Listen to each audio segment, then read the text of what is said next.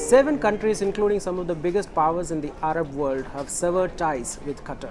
We are not going to get into the details of why they did so. For us, the more pressing issue is the status of Indians in Qatar as well as in other countries. HT has been in touch with officials from these countries, and Reza would be able to tell us what is the current status. Should Indians be worried in Qatar and other countries? Well, I spoke to officials in Qatar and other countries, and the message that is coming in from there is that the 700,000 Indians who live in Qatar don't have anything to worry about immediately. Qatar has a land border with Saudi Arabia, which is the source of most of its food imports. And after the severing of ties, there have been reports that people have been going and making panic purchases in supermarkets, and there have been photos on social media of empty shelves and people stocking up on rice and water and meat. But the message that I got is that immediately there is nothing to worry about. People don't have to make emergency plans to run away from Qatar, and the situation is not out of control. Yeah, and Indians in other countries are also slightly worried, particularly because this is vacation season, and a lot of Indians are trying to come to India via some of these countries like Saudi Arabia or UAE. Now that the air traffic has been severed, do you think that there should be some sort of a Well, this was a worry that was expressed yesterday. There could people possibly may have to make some travel plans, changes in their travel plans.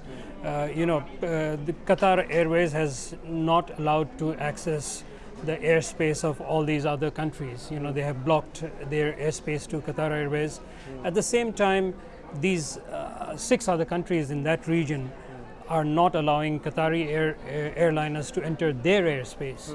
So, depending on how people have made their travel plans, they may have to make some changes because of all these restrictions that have been put in place. Yes, we are being told that the airlines involved, Etihad and Emirates, etc., are actually paying back the full amount that these people have booked, Indians particularly, have booked for these flights. Moving on, in terms of food, 40% of the food in Qatar actually comes via road from Saudi Arabia. So going forward, do you think that this should be a worry?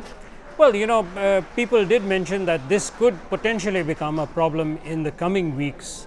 Immediately, this is the month of Ramzan, and in fact, the Qataris would have stocked up even more than usual for this month. But given the fact that there is a possibility this diplomatic row could escalate and it could last for a longer period of time, then there could be a problem regarding food supplies, because all the food, as you mentioned, comes in from Saudi Arabia and the UAE, both of which have snapped their ties with Qatar.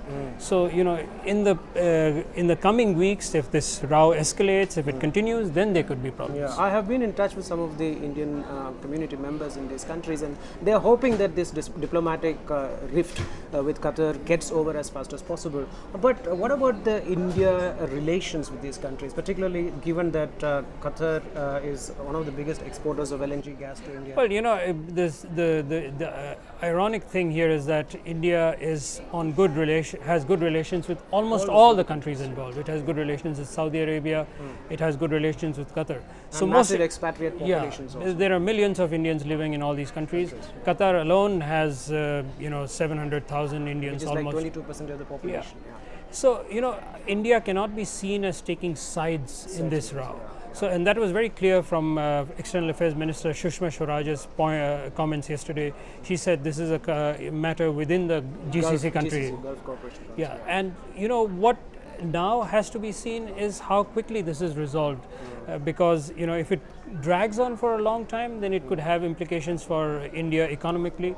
Qatar is one of the biggest suppliers of LNG to India, so that could become a problem. And if relations become worse between the countries involved, then if India is now forced into this spat in a bigger way, then that could be a problem. I hope that problem doesn't arise and the diplomatic rift is solved as soon as possible. This has been quick take on the status of Indians and the Indian relations with the countries involved in the Qatar diplomatic row. Thanks for watching.